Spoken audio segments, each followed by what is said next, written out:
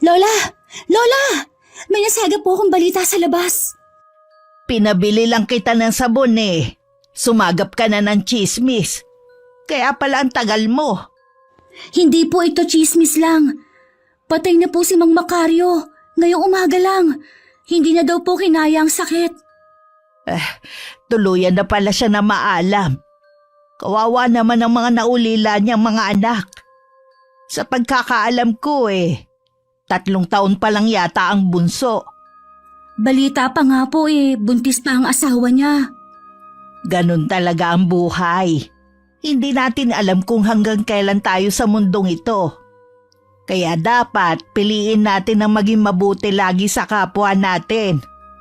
Ipagdasal na lang natin ang kanyang kaluluwa. Akma nga po ang kasabihan na yan kay Mang Macario.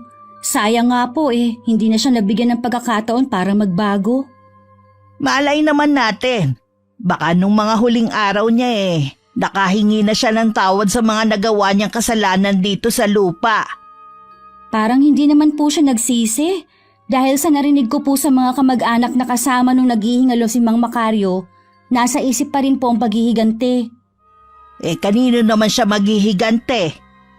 Sa mga kainuman daw po na nagpabarang sa kanya, wala naman daw pong ibang gagawa nun kundi ang nakainuman na may lihim na galit sa kanya. Marami naman siyang nakaaway Bakit naman ang mga nakaharapan niya sa inuman ng pagbibintangan niya? Ewan ko nga po yun naman po narinig ko lang na usap-usapan kanina. Madalas naman po yung napaparambol tuwing umiinom. Kaya po siguro yun ang naisip niya. Sinabihan ko na kasi sila una pa lang, pero hindi sila nakinig sa akin. Meron po kayong sinasabi, Lola? Wala apo. Akin na yung sabon na pinabili ko sa'yo at nang maibabad na ang mga puting damit. Ako na lang po ang bahala, La. Hindi ba magre-review ka pa para sa board exam mo? Nawala na po ako sa wisyo dahil sa balita kay Mang Macario. Mamayang gabi na lang po siguro. O sige, ikaw nang bahala. Maiwan na muna kita at may gagawin lang ako.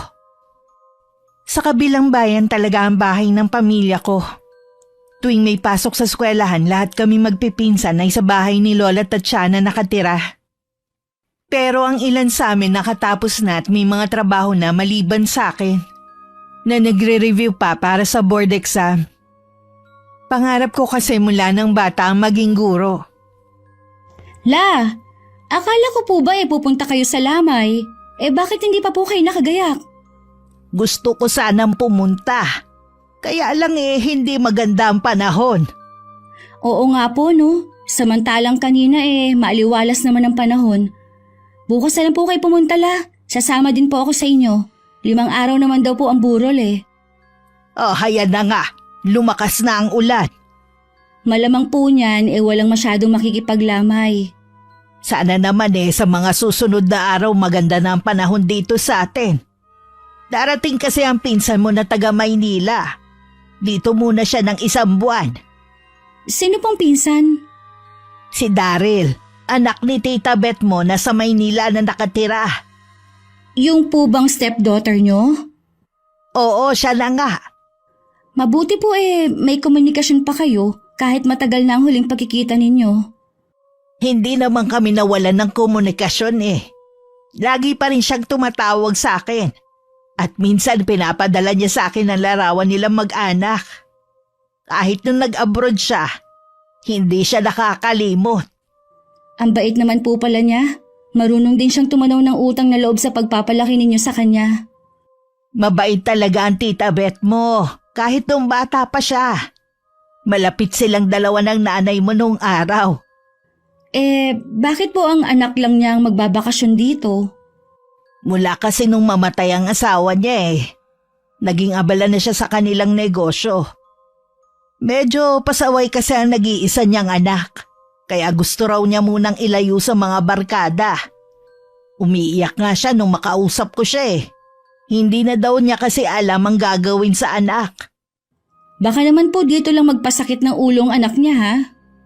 Mabait naman daw ang anak niya. Yun nga lang daw naiimpluwensyahan ng mga barkada. Baka sakali daw magbago rito. Ewan ko bala. Parang hindi maganda ang kutob ko sa pagbabakasyon ng Daryl na yun dito sa atin. Baka naman imbis na tahimik lang kayo dito, magulo ng pagdating niya. Ngayon lang humingi ng pabor si Beth. Ayoko naman ipagkait yun sa kanya. Tsaka, malay natin dito nga magbago ang anak niya. Kayo pong bahala, Lola. Ayoko naman po na makialam pa sa desisyon ninyo lalo at nakikitira din lang ako dito. Ay nako, lalo pang lumalakas ang ulan. Ang mabuti pa maaga na tayong magsara ng mga bintana. Mauna na po kayo sa kwarto ninyo, Lola. Ako na po ang bahala magsara ng mga bintana at maglock ng pinto. O sige, maiwan na kita rito. Magdamag na hindi tumila ang ulan. Kinabukasan naman maagang pumunta ng palengke si Lola Tatiana para mamili ng pagkain namin para sa 1 linggo. Habang naghihintay, dumating ang isang kamag-anak ni Mang Macario. Hinahanap si Lola. May nangyari daw kagabi sa lamay at humihingi ng tulong para pangunahan ng padasal. Kahit ako nagulat sa paglalarawan ng babae. Natagalan po yata kayo sa pamamalengke ngayon. Marami po bang tao? Hindi naman. Kaya lang wala akong mapili na isda Konti lang ang paninda. Ay siya nga po palala. Galing dito si Aling Mercy. Yung pinsan ni Macario? Bakit daw? Kailangan daw po ng tulong ninyo. Kung pwede daw po na pangunahan ninyo ang padasal para sa yumaong si Mang Macario. Kagabi po kasi may nangyari sa burol. Ano naman ang nangyari? Nakakakilabot po, Lola. Habang nagkukwento nga po si Aling Mercy nagtataasan ang balahibo ko. May kababalaghang bang nangyari? Ganun na nga po, Lola. Dahil nga daw po malakas ang ulan kagabi, hindi agad nila napansin ang ingay. Hanggang isang nagsusugal daw pong nakapansin na parang gumagalaw ang kabaong. Nang lapitan nga daw, biglang bumukas yung kabaong at lumabas ang napakaraming insekto. Hindi na nakakagulat yon dahil binarang nga si Macario. Ibig niyo pong sabihin, naniniwala kayo na binarang nga po si Mang Macario ng isa sa mga kainuman niya? Naniniwala nga ako na binarang siya, pero hindi nang nakainuman niya. Sino naman po kaya ang gagawa nun sa kanya? May pinaghihinalaan po ba kayo? Mahirap magbintang, iha. Kaya mabuti pang huwag ka nang makisali sa problema nila. Wala na rin magagawa dahil patay na yung tao. Kung meron man akong naiisip na tao, huwag mo na lang alamin pa. Pupunta na po ba kayo? Mamaya na. Masyado pang maaga para magtungo ron. Sasamahan ko na po kayo, Lola. Ako na rin po ang bahala sa pag-aayos ng mga pinamili ninyo. Wala ka bang gagawin ngayon? Akala ko ba isasabay mo sa pagre-review mo ang pagtututor sa mga bata? Ganun na nga po, sana. Kaso mga magulang na po ang umaayaw. Bakasyon naman daw, baka daw po manawa ang mga bata sa puro aral. Sabi ko nga po, libre naman ang pagtuturo ko Ayaw pa rin po nila. Wala na tayo magagawa kung mismo mga magulang na rin ang umaayaw. Alam ko gusto mo lang makatulong. Ang gawin mo na lang, mag-focus ka na lang sa pagre-review mo. Ganun na nga po ang gagawin ko. Hapon na kami pumunta sa burol. Pagdating nga namin ni Lola, walang ganong tao kundi ilang kamag-anak lang. Napansin ko agad na nakasaradong kabaong. Nakipag-usap sandali si Lola sa pamilya at ilang sandali pa. Inumpisahan na ang padasal para sa yumao.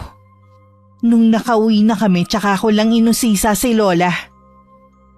Lola, tama po bang narinig ko kanina na hindi na paaabuti ng 5 araw ang burol? Ganon na nga, iha. Bukas na ang libing. Maigi na rin yon para sa patay. Napansin ko nga rin po na parang may masangsang na amoy na nagmumula sa kabaong. Nabubulok na kasi ang katawan ni Macario dahil sa barang. Pinayuhan ko na lang sila na magpatawag ng pari bukas para mabindisyonan. Hindi ko po maiwasan na maawa sa kalagayan nila. Napakasimple lang ng buhay nila. Hindi naman kasi yun mararanasan ng pamilya niya Kung naging mabuting ama lamang si Macario nung nabubuhay pa. Kung meron lang po sana akong trabaho tutulungan ko sila. Nakita kong nag-abot ka ng tulong. Malaking bagay na yun sa kanila. May gumugulo pa sa akin, La. Kung sino ang bumarang kay Macario. Ibig lang pong sabihin yan, may mambabarang sa lugar natin. Mula ngayon, Bianca, ayoko na ulit babanggitin mo ang tungkol sa barang.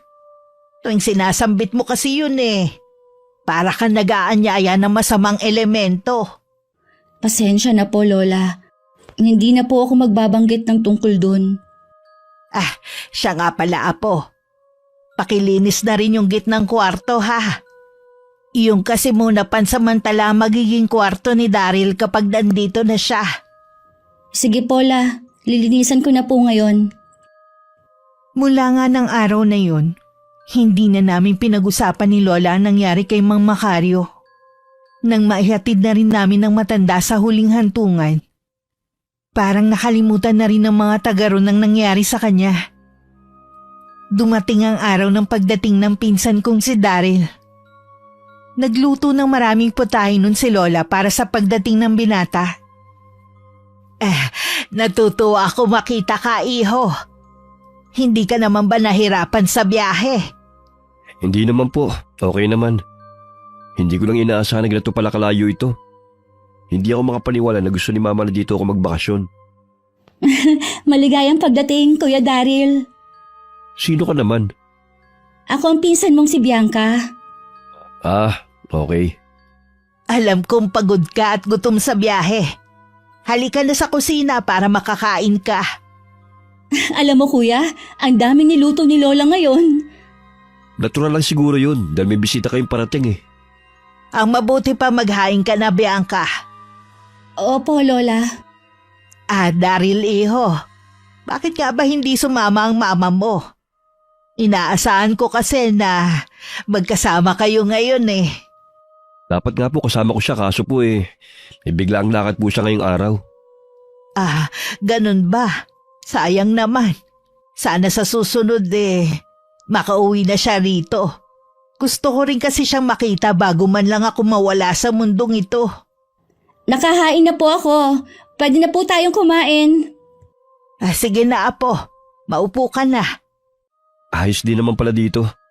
Mukhang masarap lahat Masarap talaga lahat ng yan. Minsan lang magluto ng ganyang kasarap si Lola kapag may bisita lang. Mamaya na ang kwentuhan. Umpisa na nating kumain. Kitang-kita ang saya kay Lola habang nakatingin kay Kuya Daryl na maganang kumakain. Halata kasi sa binata na nagustuhan niya ang mga nakahain sa hapag. Pagkatapos kumain, hinatid ko na sa kanyang silid ang pinsan ko. Ang liit pala ng kwarto rito. Pero pwede na rin. Hindi naman ako magtatagal dito Kahit na maliit ang kwarto mo, siniguro naman ni Lola na magiging komportable ka sa pagtigil mo dito sa amin. Pinilit lang naman ako ni Mama na pumunta rito Mukhang hindi ako tatagal dito. Kung hindi mo talaga gusto magbakasyon dito sa amin, kahit siguro anong pilit sa'yo ni Tita Beth, hindi ka niya mapipilit. Hindi lang niya ako pinilit. Tinakot pa niya ako. Ano naman ang pinananakot niya sa'yo? Wala ka nang pakialam kung ano yun. Ay, pasensya na, Kuya, kung hindi mo nagustuhan ang pagtatanong ko. Okay lang. Huwag mo na lang uulitin. May kailangan ka pa ba? Kung wala na lalabas na ako. Teka lang. Meron pa ako mga itatanong. Ano yun, Kuya? Anong pwedeng pasyalan dito? Tipikal na probinsya itong lugar namin. Walang mall dito o pasyalan. Ang makikita mo lang puro gubat at bundok. Meron din pala kaming ilog dito, baka gusto mo maligo. Sabi na nga gusto talaga akong parusahan ni Mama. Hindi ka lang kasi sanay sa buhay probinsya. Pero sana, kapag nagtagal ka dito, magustuhan mo rin ang lugar namin. Kahit na kailan, hindi ko magugustuhan ng boring yung lugar. Sana naman habang nandito ka, matuto kang makisama. Huwag mo sanang pakitaan ng magaspang na pag-uugali si Lola. Oo na. Baka mamaya magsumbo pa kayo kay Mama. Hindi naman ako sumbongera, kaya lang kabastusan naman yata na magpakita ka ng kagaspangan sa harap ni Lola. Ano nga palang trabaho mo? Sa ngayon wala pa. Nag-review pa kasi ako ngayon para sa board exam. Hindi ako makapaniwala na nakapagtapos ka rin pala. Akala ko sa mga probinsyano mga kasambahay lang. Huwag mo naman lahatin. Kaya lang naman hindi nakakapagtapos ang iba dahil sa hirap na rin ng buhay. Tapos magpaparami pa ng anak. Alam na pala nilang mahirap ang buhay. Sabi ko nga, hindi naman lahat ganyan mag-isip. Sabi mo eh. Teka, pwede mo buksan ang bintana? Oo naman. Okay nga yun para pumasok ang hangin. Ganun na nga ang gagawin ko. Dahil mukhang mainit tong kwarto na binigay nyo. Maiwan na kita ha, para makapagpahinga ka na. Alam ko kasing pagod ka sa biyahe.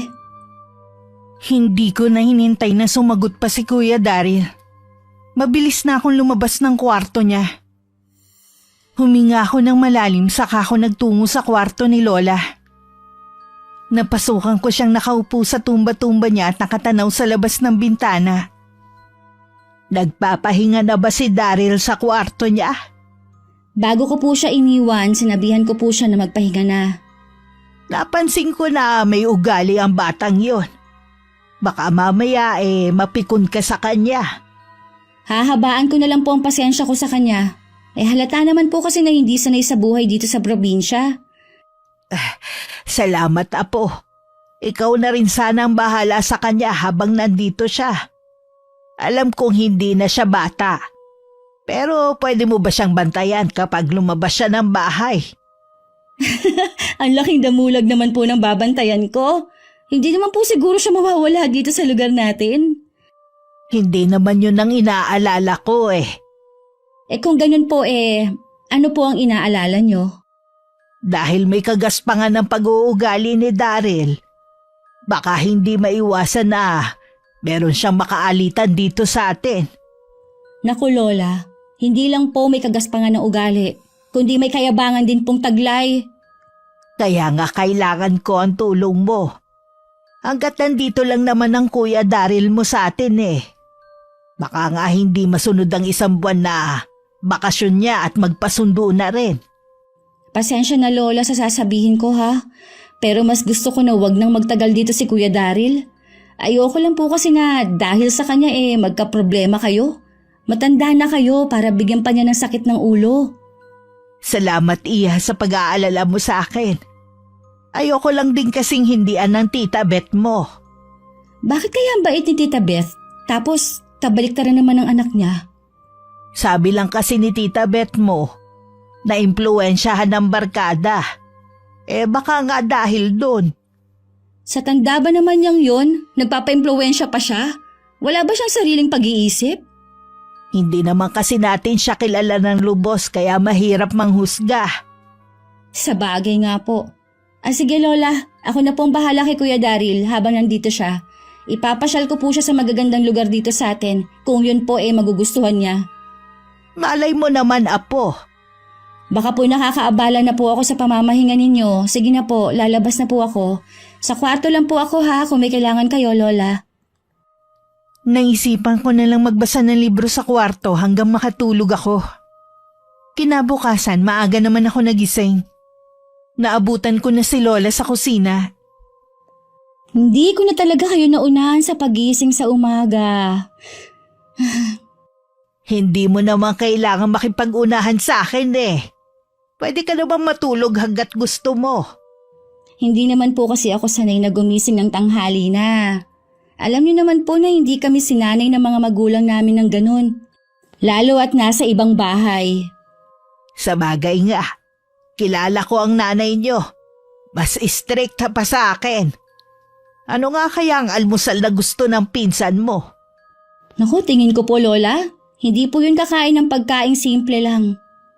Yun nga rin ang naiisip ko Tingin niyo po kaya nakatulog ng mahimbing si Kuya Daryl?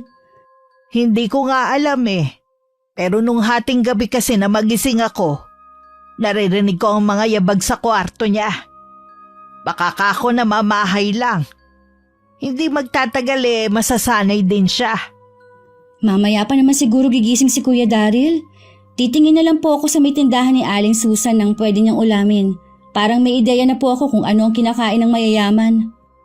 Yun pala ang tingin mo sa pinsan mo. Mayaman siya. Kung umasta po kasi eh. Tsaka di ba po, may kaya naman talaga sila sa Maynila. Yun ang pagkakaalam ko dahil nakapangasawa nga si Beth ng maigi ang buhay. Sige Lola, pupunta na nga lang ako sa tindahan. Ngayon na ako titingin ng pwede ipaulam sa bisita natin. Hindi ka ba magkakape muna? Mamaya na lang po pagbalik ko. Habang bumibili nga ako sa may tindahan, nakasagap patuloy ako ng tsismis. Dumaan kasi si Mang Tirso at Ading sa may tindahan. Mailap ang mag-ama sa mga tagaron dahil sa may kapansanan ng binatilyong si Ading. Sa koprahan nagtatrabaho si Mang Tirso at matagal nang namayapa ang kanyang asawa. Pag-uwi ko, nakakunot na ang noo ni Lola Tatiana. Halata na ang pagkainip sa mukha niya. Bakit natagal lang kayata? Ako pasensya na po Lola, napahunta lang po ako ng kaunti. Sabi na nga ba nakipagchismisan ka pa. Ano naman ang napag-usapan ninyo? Dumaan po kasi si Mang Tirso at ang anak niyang may kapansanan. Bakit kailangan yung pag-usapan ng buhay ng ibang tao? Lalo na ang mag-amang yon. Hindi po ako nakikisali sa kanila, nakikinig lang po ako. Makinig ka sa akin ha. Iwasan mo ang mag-amang yon. Kahit makasalubong mo pa sila sa daan, huwag mo silang titingnan sa mga mata. Bakit naman po Lola? Di ba alam mo naman ang usap-usapan sa mag-amang yon? Hindi sila nakikisalamuha sa mga tao. Tsaka, mainitin din ang ulo nung si Tirso. Lalo na kapag nasasaktan ng anak. Nakakapagtaka na, bumalik pa sila dito sa atin. Ang sabi po nila, baka daw walang makuha na trabaho sa probinsya ng asawa kaya bumalik dito sa atin. Sabi nga po nila, buti daw nung magkasakit si Mang Macario. Walang mag-ama dahil kung hindi daw, baka silang napagbintangan na bumarang. Wala naman alam ang mga taga rito kundi magtsismisan eh. Kaya ikaw, iwasan mo ang mga taong yon. Hindi bagay sa'yo ang umasta ng ganon lalo't magiging guro ka. Ay, oo nga po pala. Sige po, hindi na ako makikisali sa kanila at kahit makinig man lang. Ano ba yung mga binili mo? Akin na at iluluto ko na. Bumili po ako ng hotdog, ham at nagdagdag na rin po ako ng itlog. Kakainin kaya ni Daryl yan? Oo naman po. Ito po ang alam kong kinakain ng mga mayayaman sa almusal. Ako na lang din po ang magluluto ng mga ito. O siya, lutuin mo na nga. Baka mamaya gumising na ang pinsan mo. Mukhang araw-araw tayo mag-iisip ng ipapaulam natin sa kanya. Pwede naman po na hindi natin laging sundin ang kanyang kapritsyo eh. Abay, mamumulubi po tayo niyan, La. Kung ano pong nakahain, dapat yun ang kainin niya. Huwag siya mag-inerte. Minsan lang naman nandito ang pinsan mo eh. Gusto ko rin naman na maging masaya siya sa pamamalagi niya rito sa atin. Masaya nga pong pagbabakasyon niya eh. Butas naman ang bulsa natin dahil sa kanya. Ikaw talagang bata ka. Hindi naman mabubutas ang bulsa natin eh. Sige na, lutuin mo na yung mga binili mo. Mabuti na lang nauna na kaming kumain ni Lola. Dahil kung hindi, malamang namuti na ang mga mata namin sa kakahintay kay Kuya Daryl. Na 10:00 na ng umaga nagising. Hindi rin maipinta ang mukha niya na tila hindi maganda ang gising. Kumusta ang tulog mo? Hindi ako nakatulog. Tapos ngayon naman nagising ako dahil maingay sa labas. Pasensya na kapag ganitong oras may mga naglalaro kasi mga bata sa tapat ng bintana mo. Sa susunod pagsasabihan ko na sila. Sigurado gutom ka na. Ano, kain ka na? Hindi ako kumakain sa umaga. Madalas nagkakape lang ako. Ganun ba? Nagluto pa naman kami ng maraming klase ng ulam para sa'yo. Hindi muna kasi kayo nagtatanong Di bale, kakainin na lang namin yun ni Lola. Pagsabihin mo yung mga batang naglalaro sa labas abala sa pagtulog Mga walang modo. Bakasyon kasi kaya nasa labas ang mga bata. Tsaka hindi naman kasi nila alam na may natutulog sa kwarto mo. Mababait naman ang mga batang yon. Wala akong pakialam kung mababait ang mga yan. Ang sa akin lang, nakakaabala sila. Kaya pagsabihan mo, pati mga magulang nila. Grabe ka naman. Bakit kailangan pang pati mga magulang kakausapin pa? Dahil responsibilidad nila ang mga anak nila. Pinababayaan lang nila maglaro sa labas. Hindi nila alam nakakaabala sila ng ibang tao. Parang maliit na bagay lang pinalalaki mo. Sabi ko naman sa'yo, ako nang bahala. Ganyan yata kayo mga taga-probinsya eh. Mga walang pakialam sa mga bisite. Ano bang gusto mong gawin ko? Sana naman matuto kang maging mapagpasensya. Sabi mo nga bisita ka dito sa amin. Hindi naman siguro masama kung makikisama ka rin. Hindi ko naman ginusto na mapunta ako sa lugar na ito. Kaya ba, hindi ka na makikisama? Para sabihin ko rin sa'yo, ayoko rin na nandito ka dahil sa ugali mo. Ikaw ba may-ari ng bahay na ito para pagsalitaan mo ko ng ganyan? Hindi nga ako pero nag-aalala naman ako kay Lola. Matanda na siya para bigyan ng sakit ng ulo. Yan palang tingin mo sa akin eh. Samantalang kahapon lang tayo nagkakilala. Diyan ka na nga. Lalo mo lang sinira ang araw ko. O saan ka pupunta, Kuya Daryl? Hindi mo kabisado ang lugar na to. Kahit anong tawag ko kay Kuya Daryl, hindi na ako pinansin pa. Gusto ko man siyang sundan, baka mag-away lang kami lalo. Pinagsabihan ko niya lang ang mga bata na wag nang maglaro sa tapat ng kwarto ng pinsan ko. Pagdating ni Lola galing sa bahay ng kamag-anak namin, agad niya akong kinausap. Tumawag daw sa kanya si Tita Beth. Bigla ko naisip na baka nagsumbong na ang anak niya. Nagsusumbong na siguro si Kuya Daryl sa mama niya. Tumawag nga raw sa kanya kanina. Ano ba nangyari sa inyong dalawa? Naabala po kasi ng mga bata ang tulog niya. Ang dami na niya kagad sinabi eh. Siguro po, hindi niya nagustuhan ng mga binitiwan kong salita sa kanya. Kaya po biglang umalis. Hanggang ngayon nga po hindi pa rin bumabalik. Humihingi pala ng dispensa sa iyo ang Tita Beth mo. Pagpasensyahan mo na lang daw ang pinsan mo. Nahihiya nga din siya sa akin eh. Po? Hindi po ba nagalit sa akin si Tita Beth? Hindi nun kinukonsinti ang anak sa mga maling ginagawa. Kilala naman niya kasi si Daryl, kesa sa atin. Ay, kinabahan pa naman ako kanina. Akala ko talaga nagagalit sa akin si Tita Beth eh. Baka kako ginawa na ako ng kwento ng anak niya. Ay, nasa na kaya ang pinsan mo? Nag-aalala nga po ako sa kanya. Baka mamaya ay mapano siya sa labas. Hindi naman niya kabisadong lugar natin eh. Hindi naman ako nag-aalala na may masamang mangyari sa kanya. Mababait naman ang mga taga rito eh. Ang inaalala ko, baka nagugutom na siya. Inaalok ko naman po siya kanina na mag-almusal kaya lang po sabi niya, hindi daw siya kumakain sa umaga. Kung tutuusin po tanghali na yun. Nailuto mo ba yung tinola kanina? Opo, gusto niyo po bang kumain? Hindi naman ako nagugutom pa. Marami akong nakain sa bahay ni Lucing kanina eh. Initi mo na lang mamaya kapag dumating ang pinsan mo. Siguradong gutom na yon pag-uwi. Sige po la, hihingi na rin po ako ng sorry kay kuya para hindi na humaba ang away namin. Alam ko namang wala kang kasalanan. Pero mabuti na rin ikaw ang magpakumbaba. O sige, maiwan na muna kita ha. Tawagin mo ako kapag dumating na si Daryl. Kapapasok lang ni Lola sa kwarto nang dumating naman si Kuya Daryl. Hindi niya ako pinansin at tuloy-tuloy lang siya sa kwarto niya. Sinundan ko naman siya kaya lang mabilis na niyang naisara ang pinto at muntik pa nga akong tamaan. Pinuntahan ko na lang si Lola para ipaalam na dumating na si Kuya. Sa hapunan na lang kami nagpangita. Saan ka ba nagpunta, iho? Hindi mo ba alam na pinag-alala mo kami?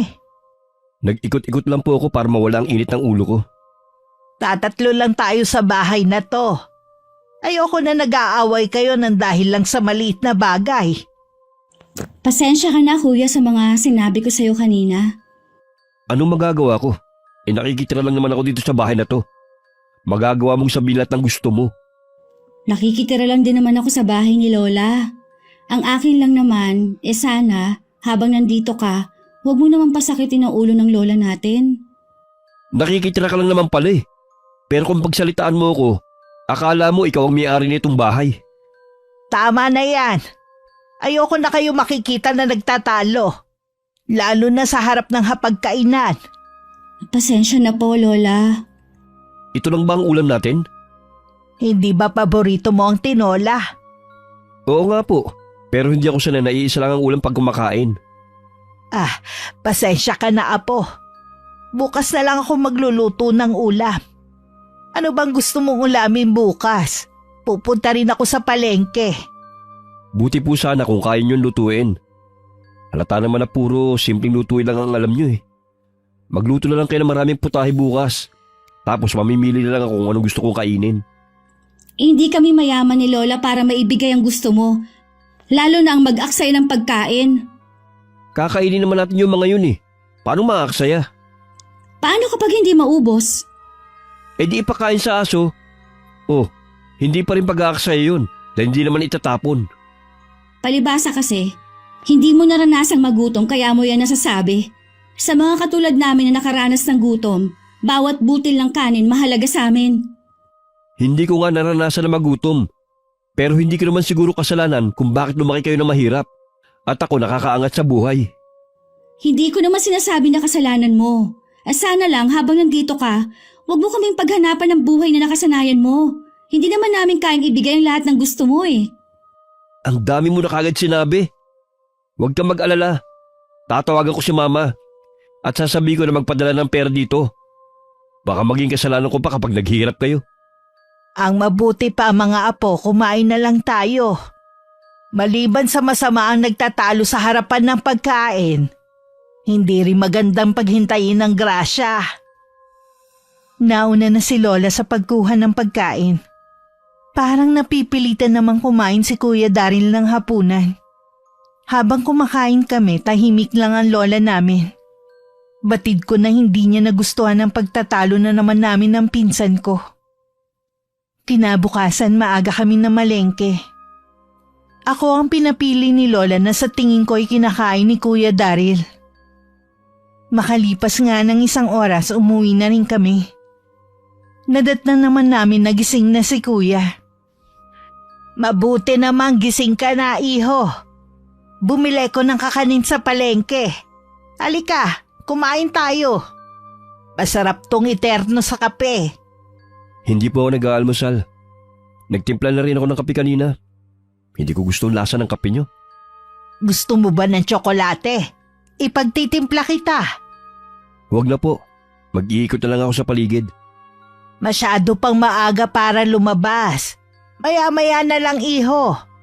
Pasasamahan kita kay Bianca para mapuntahan mo ang magagandang lugar dito sa amin. Oo nga kuya, lilinisin ko lang ang mga pinamili namin. Sandali lang naman to eh. O sige, hihintay na kita. Hindi pa nga ako nakakatapos sa gawain ko, sinabihan na ako ni Lola na samahan na si Kuya Daryl. Lukot na naman daw ang mukha at naiinip na. Napapahinga na lang ako ng malalim habang sumusunod. Habang naglalakad, may mangilan-ngilan na bumabati sa amin at tinatanong ang pinsan ko. Matipid ko lang sinasagot na nagbabakasyon sa amin. Hindi ka man lang umiti sa mga bumabati sa atin. Baka isipin naman nila, napakasuplado mo. Hindi naman ako politiko para ngumiti sa mga makakasalubong natin. Hindi mo naman kailangan maging politiko para maging palakaibigan sa mga taga rito. Nandito ako para magbakasyon. Hindi para makisalamuha sa mga tao rito. Ay, may mga kaibigan ka ba sa Maynila? Oo naman. Ano naman ang tingin mo sa akin? Kaya ako lang naman naitanong dahil sa ugali mo. Dahil hindi lang ako namamansin, akala mo wala na akong kaibigan? Hindi ba pwede na namimili lang ako ng mga kakaibiganin ko? Natural yung papansinin ko, yung mga ka-level ko lang. Hindi mo nga pala kami ka-level. Pasensya na, kamahalan. Hindi mo naman kailangang mainis dahil sinabi ko lang ang totoo. Hindi ka nga bagay sa lugar namin. Walang mayaman dito eh. Alam mo, isa pa sa napansin ko, walang magandang mga babae rito. Kaya sobrang boring dito sa lugar nyo. Katulad ng mga kasalubong natin. Mukhang hinukay sa ilalim ng lupa ang mga itsura. Si Namang Tirso yan at ang anak niyang si Adeng. Mabuti pa sa kabila na lang tayo dumaan. Bakit kailangan tayong umiwas? Sila dapat dumaan doon. Hinaan mo nga yung boses mo, baka marinig ka eh. Wala akong pakialam. Hoy, kayo mag-ama. Kita nyo lang ang dadaan kami. Dumiretso pa talaga kayo rito? Hindi mo pag-aari ang daan ito, iho. Mukhang hindi ka taga rito ha. Pero kung umasta ka, napakayabang ha. Eh ano ngayon kung mayabang ang dating ko sa inyo? Ang gusto ko, lumayo kayo sa akin. Pangit na nga ng lugar nyo, pati ba naman ng mga tao? Hindi ko yata gustong tabas ng dila ng kasama mo, Bianca.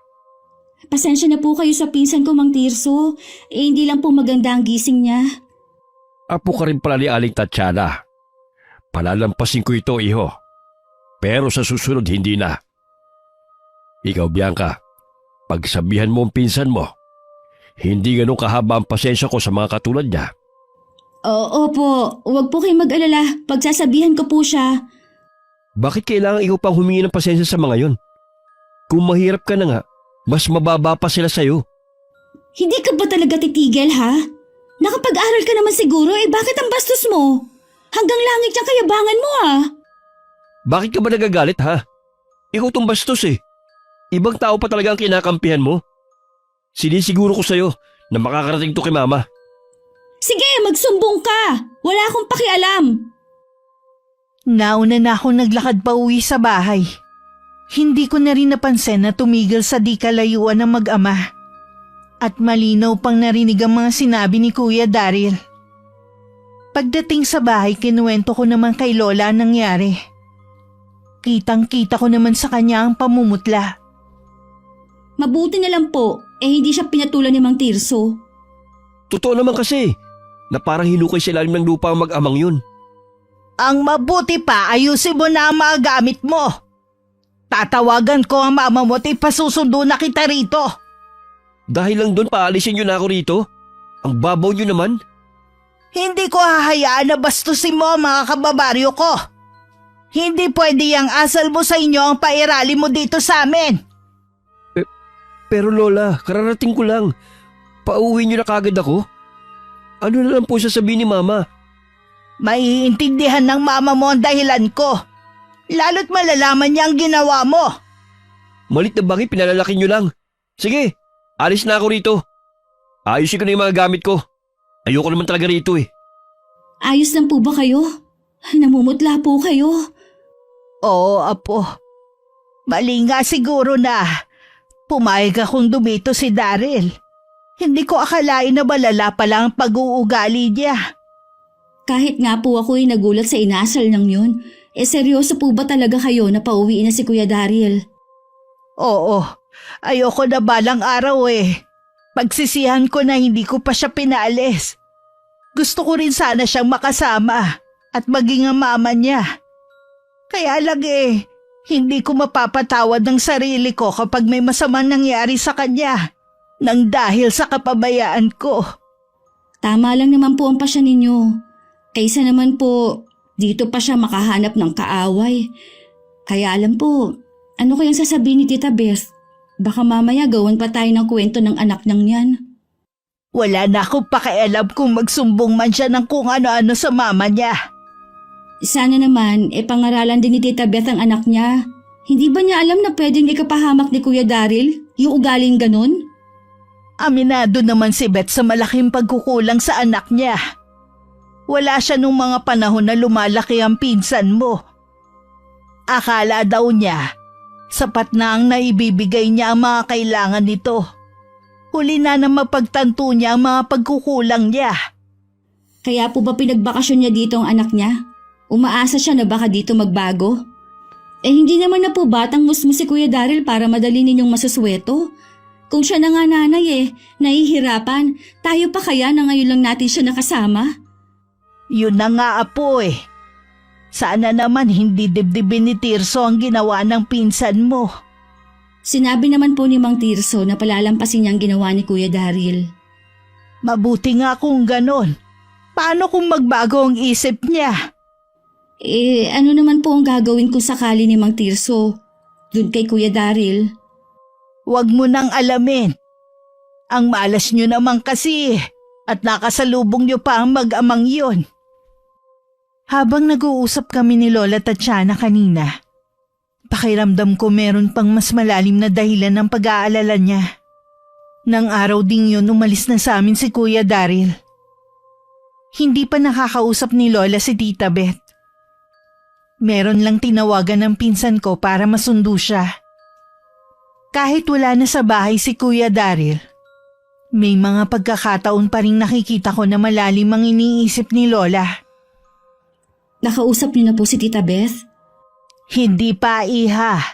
Baka abala lang yung tao. Kilala ko naman ang tiyahim mong yun. Tatawag din siya.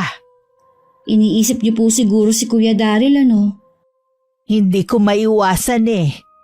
Siyempre apo ko na rin siya kahit hindi ko tunay na anak ang mama niya. Kung alam lang po sana ni Kuya Daryl kung gaano siya kaswerte sa pagkakaroon ng lola na katulad ninyo. Umaasa pa rin naman ako na sana balang araw eh.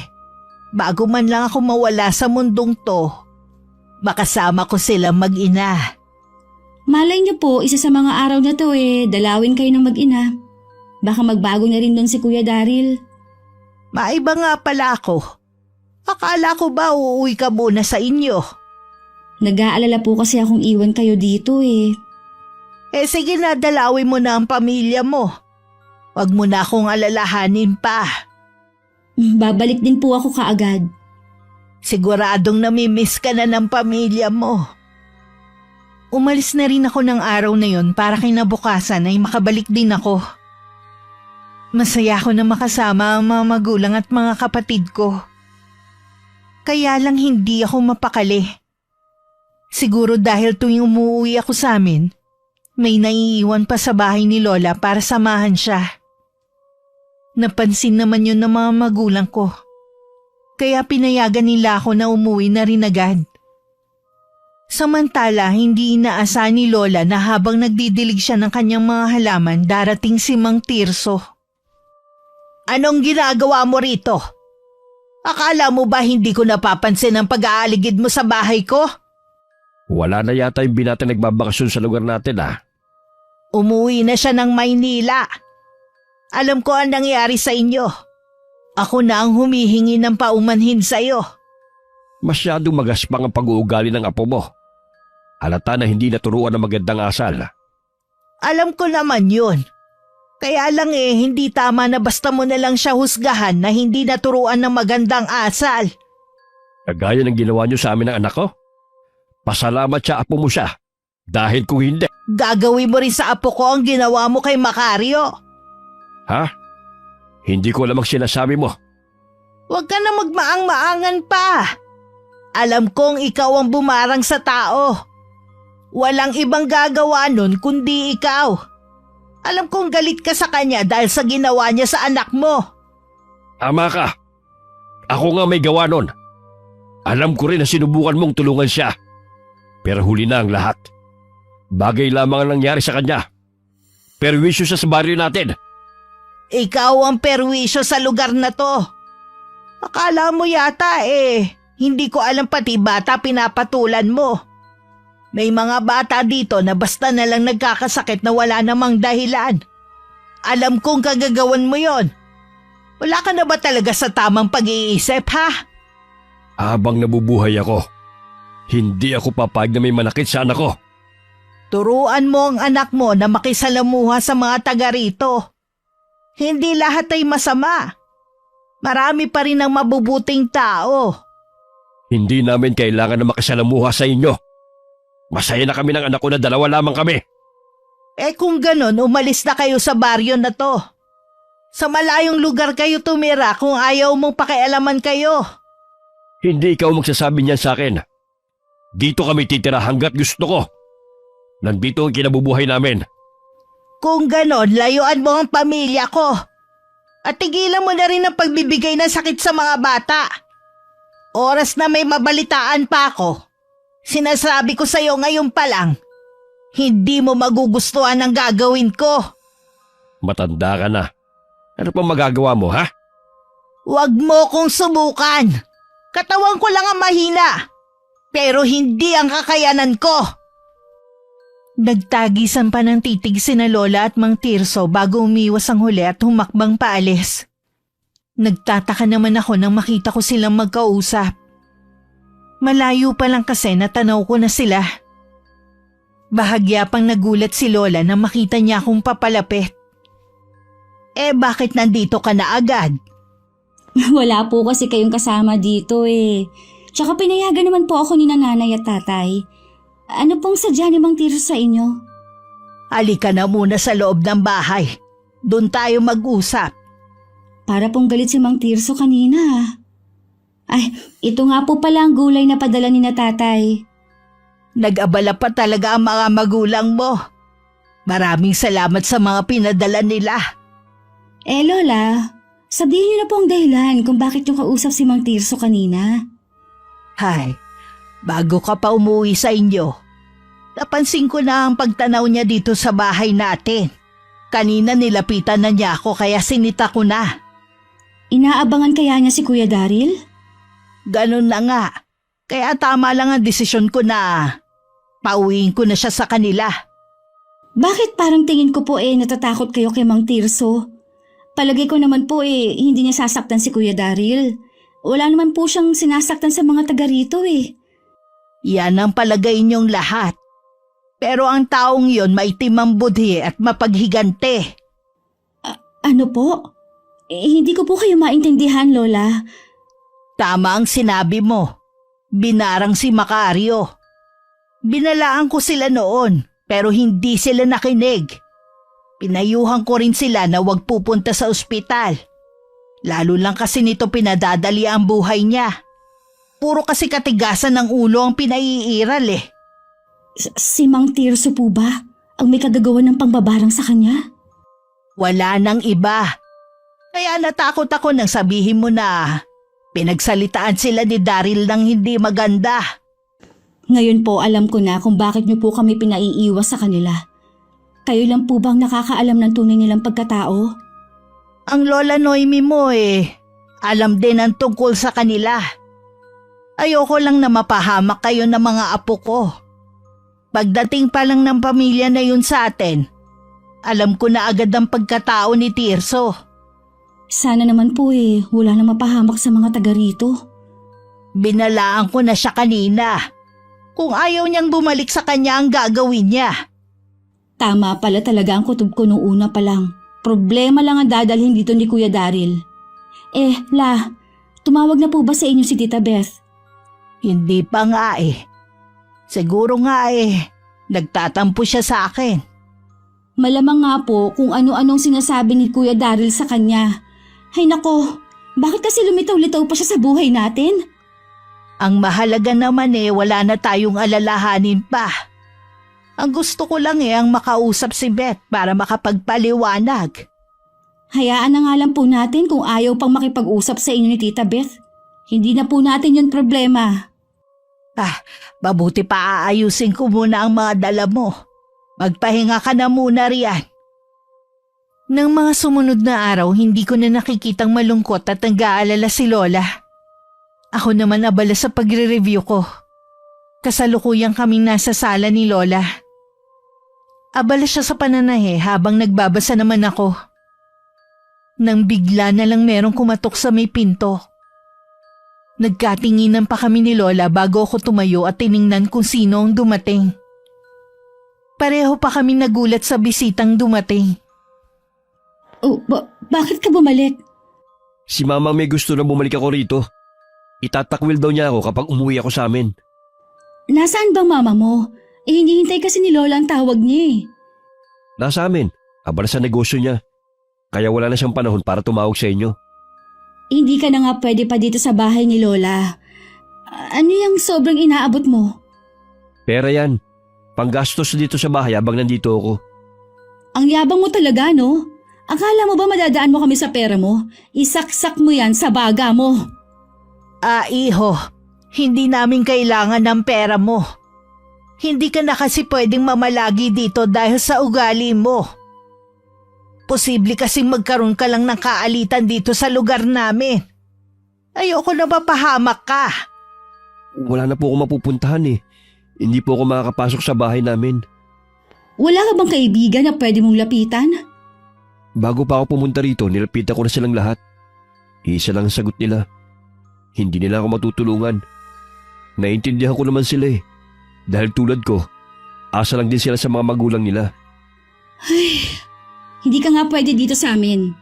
Mabuti pa makiusap ka na lang sa mama mo. Siyang may obligasyon sa'yo at hindi kami. Tama si Bianca, iho. Para din naman sa'yo ang dahilan namin eh. Sana wag mong masamain. Kahit sana po pansamantala lang, Lola. Bahala ko na rin po maghanap ng trabaho. May mga in-apply na rin po ako. Hinihintay ko na lang po na tawagan ako. O sige, paig na ako na dumito ka pansamantala. Lola, alam niyo naman na hindi siya pwede dito. Paano kung... Payag ako pero may kondisyon ako. Ano po ang kondisyon nyo? Baguhin mo yung pag-uugali mo. At iiwasan mo ang mag-amang Tirso at Ading. Wala naman pong problema sa ugali ko eh. Wala daw. Yun ang mga kondisyon ko kung gusto mong tumira sa bahay ko.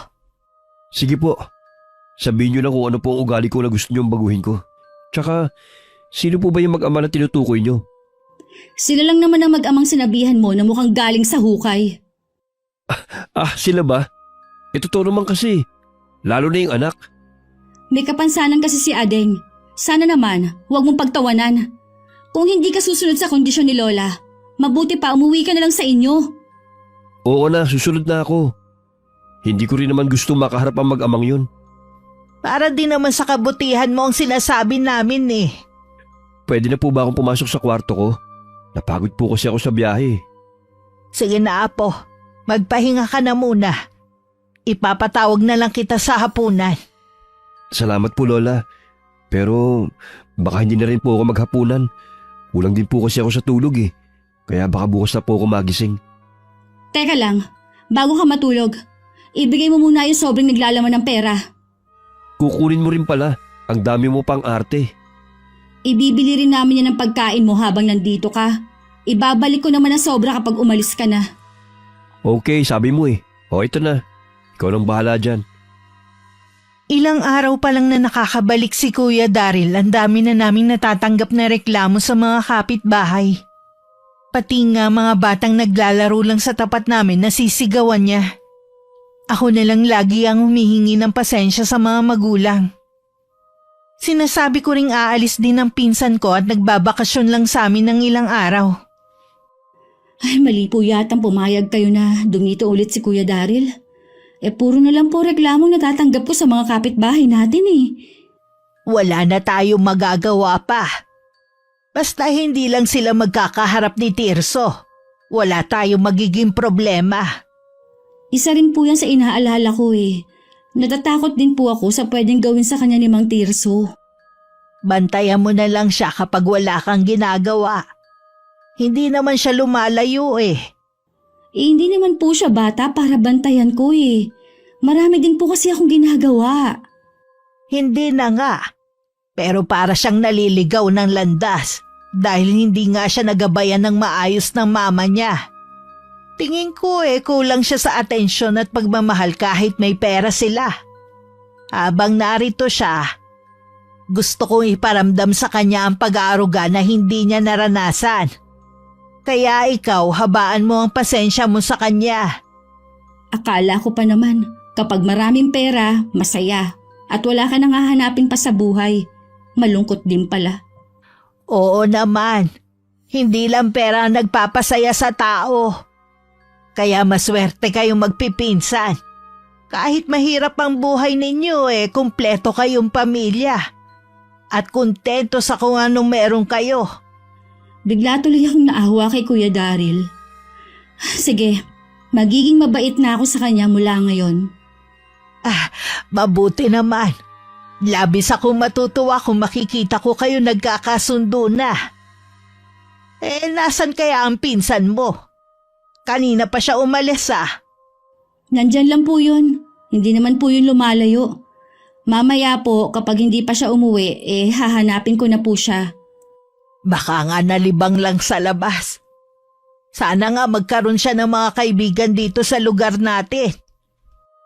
Lingid sa amin ni Lola, malayo na ang nararating ni Kuya Daryl dahil sa pagja-jogging. Hindi na siya pamilyar sa kinaroroonan niya. Pabalik na sana siya sa pinanggalingan nang matanaw si Adeng na patungo sa bangin. Nagtataka naman na sinundan niya ng tingin ng binatilyo. Hindi na sana niya papansinin ito dahil sa sinabi ni Lola. Pero ganun na lang ang gulat niya nang madulas ang binatilyo. Mabuti na lang napakapit sa makapal na damo. Agad naman niyang sinaklolohan ng binatilyo. Ayos ka lang ba? Oo nga pala, hindi ka nga pala nakakapagsalita. Anong ginawa mo sa anak ko, ha? Wala po akong ginagawang masama sa anak nyo. Katunayan nga po niyan tinulungan ko pa si Adeng. Muntik na po siya mahulog sa bangin. Siguro itinulak mo ang anak ko, no? Hindi basta-basta mahulog ang anak ko sa bangin. Dahil kabisado niya ito. Bahala po kayo kung ayaw nyo maniwala. Anak nyo na nga po tinulungan ko Kayo pa ang galit? Oh, ayan. Meron pong sinesenyas ng anak nyo. Baka pinapaliwanag niya ang nangyari. Sabi ng anak ko, itinulak mo raw siya. Sinungaling ka talaga. Adeng, sabihin mong totoo. Tinulungan kita, hindi kita tinulak. Pagsisisihan mo na bumalik ka pa sa lugar na ito. Anak ko na lang ang natitira sa akin. Tapos balak mo pa siyang patayin? Hindi ko po magagawang pumatay ng tao. Maniwala po kayo sa akin. Tinulungan ko lang po talaga ang anak nyo. Tama na! Hindi ako naniniwala sa'yo. Titiyakin ko na magbabayad ka sa ginawa mong to.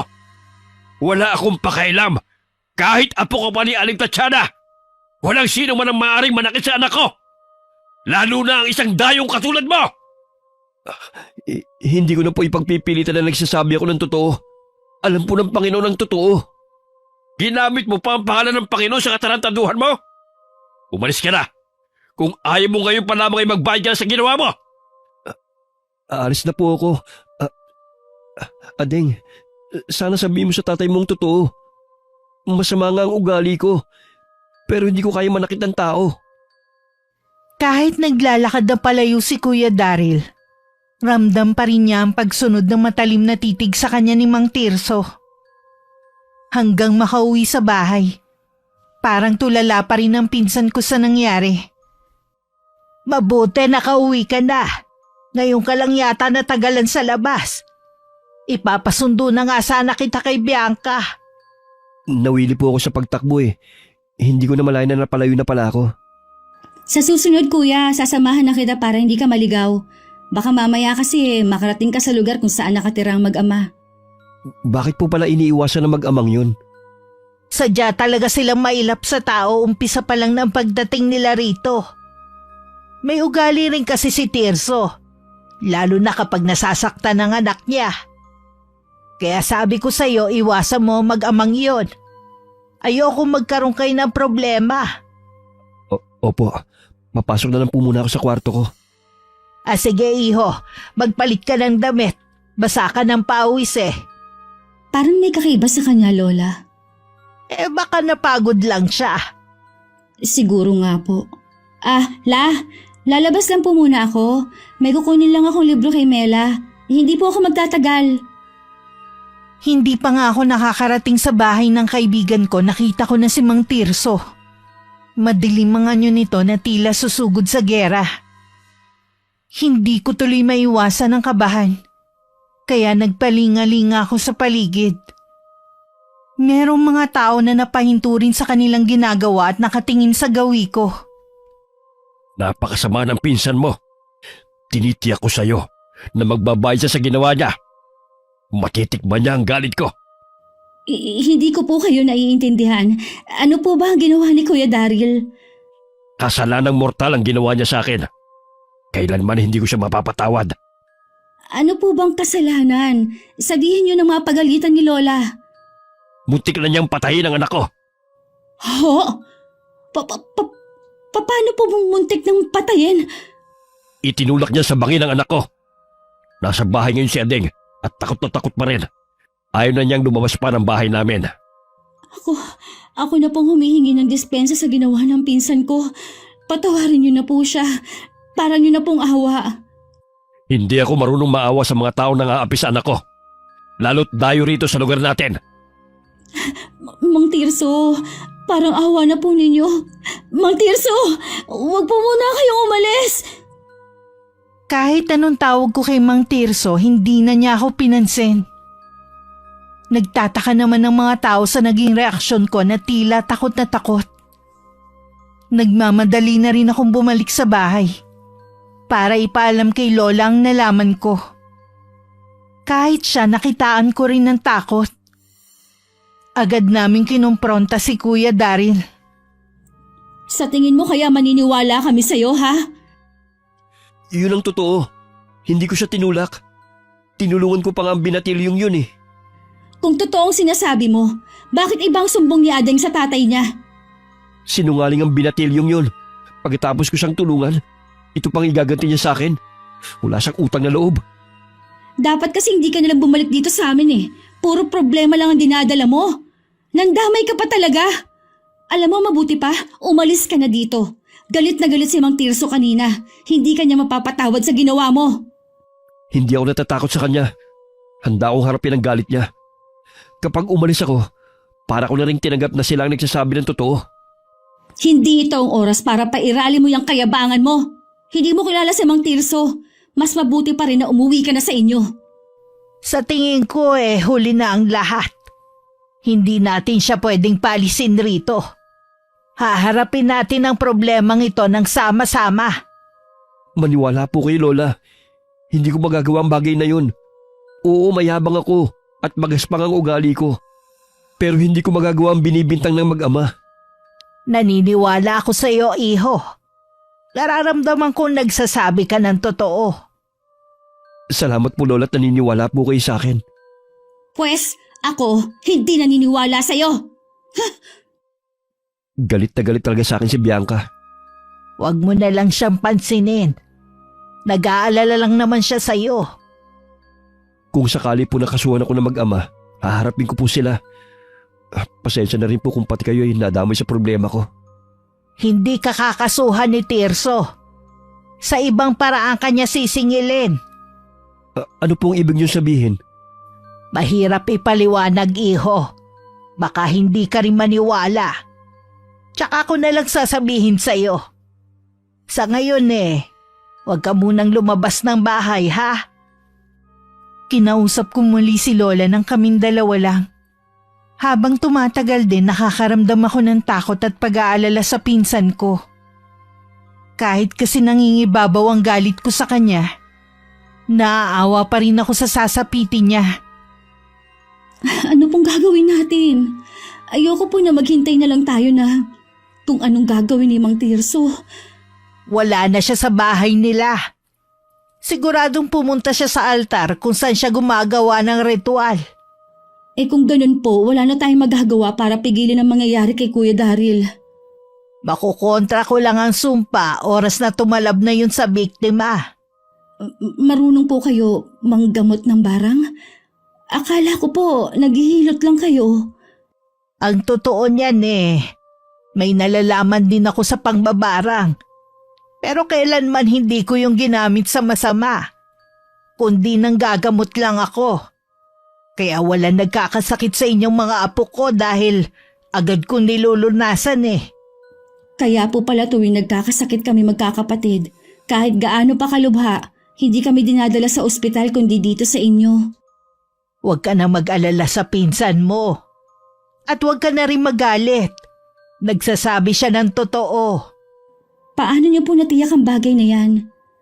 Kanina nakausap ko si Berto. Sabi niya nakita daw niya lahat. Walang kasalanan ng pinsan mo. Pasalamat pa nga daw dapat ang mag-ama dahil tinulungan ni Daryl ang binatilyo para hindi mahulog sa bangin. Hindi ko po maintindihan kung bakit kailangan magsinungaling ni Ading sa kanyang ama. Sabi ni Berto at ng iba pa, ganun daw talaga ang binatilyong yun. Mali lagi ang sumbong sa ama. Para bang natutuwa siya kapag napapaaway ang ama. Ito namang si Tirso naniniwala agad. Sa bagay anak naman niya yun. Kaya naman po pala iniiwasan sila ng mga tao din, lalo na ng mga bata. Habang nag-uusap nga kami ni Lola, nakarinig kami ng malakas na sigaw mula sa kwarto ni Kuya Daryl. Agad namin siyang pinuntahan. Bumungad sa amin ang napakaraming bangaw sa kwarto niya. Binuksan ko ang bintana at saka binugaw ang mga yon. Hindi ko po alam kung saan sila nanggaling. Basta na lang sila lumitaw sa harapan ko na korting tao. Kaya ako napasigaw. Huwag ka na matakot, iho. Nandito na kami. Wala na ang mga bangaw na yon. Umpisa na ba ito, Lola? Oo, iha. Nararamdaman ko ang kanyang presensya sa paligid. Anong pinag-uusapan niyo? Kailangan mo magpakatatag, apo. May kakaibang sakit na dadapo sa iyo. Gumagamit din ng insekto para pahirapan ang biktima. Ang tawag sa ganong paraan ay pangbabarang. May bumabarang sa akin? Hindi kayo yung mag-ama? Oo, pero hindi ako makakapayag na magtagumpay si Tirso sa masama niyang balak. Ayoko pa pong mamatay, Lola. Lola, wala akong makita. Lola, nawala ng malay si Kuya Daryl. May lumalabas din ng mga maliliit na uod sa bibig niya. Napakabagsik ng barang na ginamit ni Tirso. Gusto niya talagang pahirapan ng apo ko. Kuya, huwag kang susuko. Labanan mo ang sakit mo. Bantayan mo muna ang Kuya Daryl mo. May kukunin lang ako sa kwarto ko. Nasa tabi lang ako ni Kuya Daryl habang nagsasagawa ng orasyon si Lola. Nagkamalay na rin naman ang pinsan ko. Nakakakita na rin naman siya pero lumuwa ang mata niya, nakita ang maliliit na ugat. Kinailangan din namin siyang tanggalan ng damit. Dahil sa pagkakalapnos ng kalahati ng katawan niya. Parang nalapnos ng kumukulong mantika ang itsura nito. Anong ginagawa ni Lola? Anong inuusal niyang salita? Salitang Latin na natutunan pa niya sa kanyang mga ninuno. Gumagawa siya ng orasyon para gumaling ka na. Iyakin ka rin pala. Akala ko'y matapang ka eh. Sorry kuya, kung nakapagsalita ako ng hindi maganda. Sorry din kung hindi ako naniwala sa'yo. Wala yon. Kasalanan ko rin naman eh. Unang araw ko pa lang dito sa bahay. Hindi na magandang impresyon na ipinakita ko sa inyo ni Lola. Dapat nga ako humingi ng sorry sa inyo eh. Kapag gumaling ako, babawi ako sa inyo ni Lola. Kahit hindi ka na bumawi, basta gumaling ka na lang. Marami akong atraso sa inyo ni Lola. Tama lang na mabayaran ko mga kabutihan niyo sa akin. Ikaw na nga ang bahala kung yan ang gusto mo. Alam mo, ngayon ko lang naranasan na may mag-alaga sa akin. Tuwing nagkakasakit kasi ako, mag-isa lang ako eh. Ako din ang nagpapainom ng gamot sa sarili ko. Masarap palang pakiramdam ang ganito. Mula ngayon, kahit simpleng lagnat lang ang mararamdaman mo, aalagaan ka na namin ni Lola.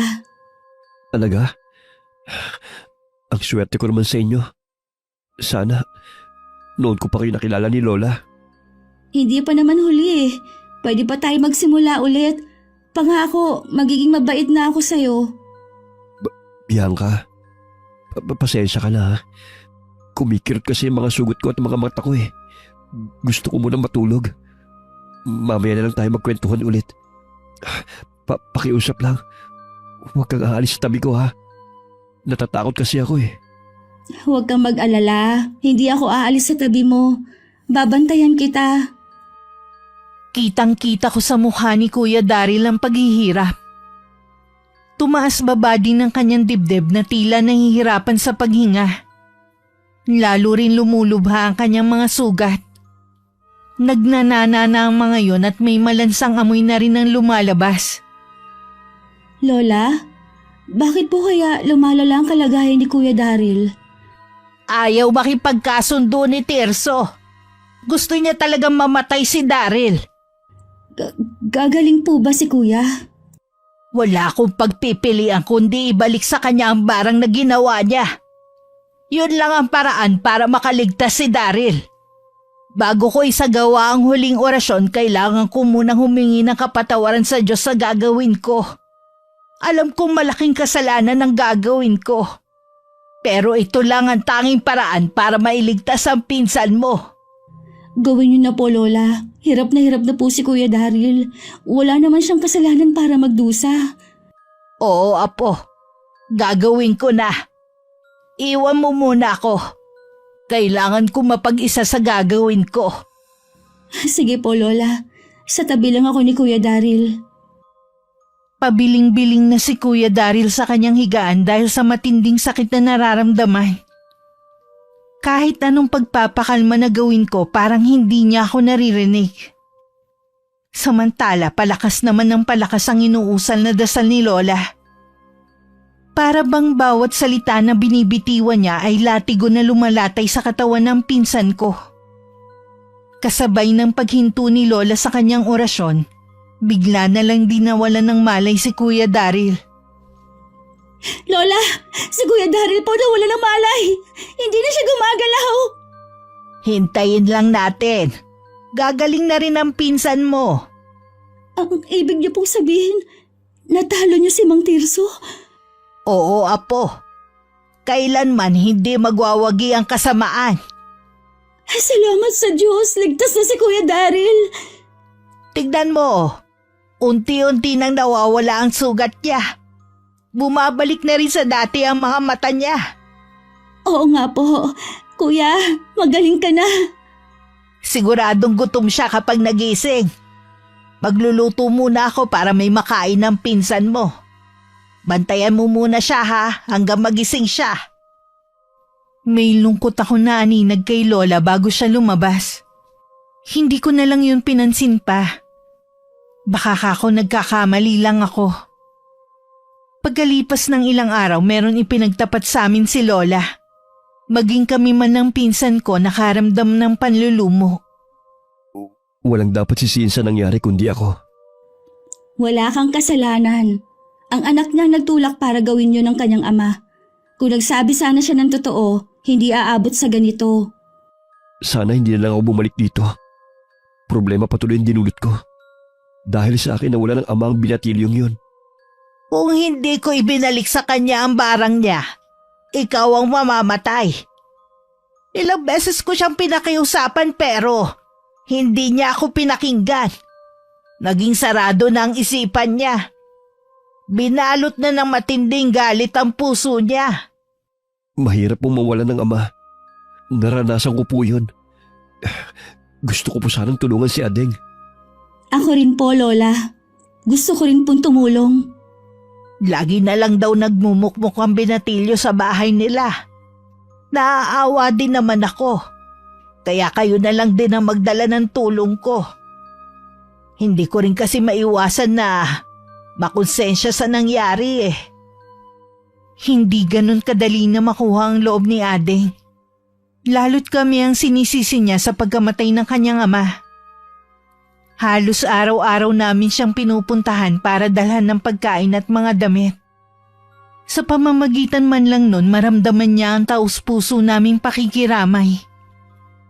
Pinili na rin ni Kuya Daryl na sa baryo namin manirahan. Hindi makapaniwala ang mama niya sa naging desisyon niya. Malaki na rin ang ipinagbago niya mula nang maranasan ng mabarang. Marami siyang napagtanto ng mga maling nagawa. At nangako na magiging mabuting tao na.